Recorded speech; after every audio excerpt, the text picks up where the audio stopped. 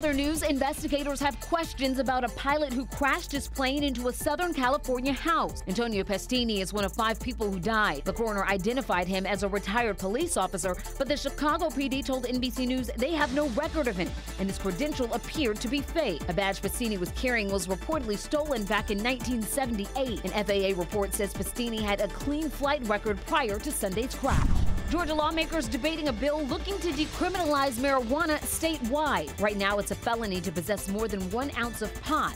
This bill would make it a misdemeanor to have less than 2 ounces. We're far from mine, but many Republican states that treat marijuana better than we do. Possession of half an ounce or less would lead to a ticket of no more than $300. Individual cities like Atlanta, South Fulton, and Clarkston have already voted to decriminalize pot. Tests show the water isn't safe to drink at Atlanta's federal penitentiary. The results indicate high levels of arsenic. Atlanta's Department of Watershed Management is cooperating with federal investigators. For now, staff is providing bottled water for inmates.